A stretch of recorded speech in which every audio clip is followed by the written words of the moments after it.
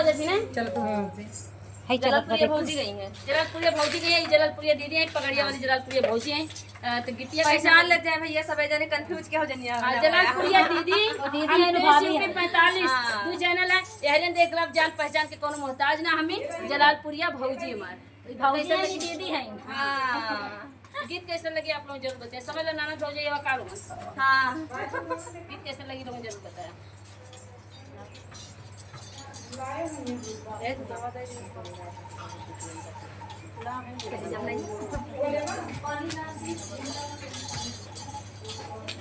जब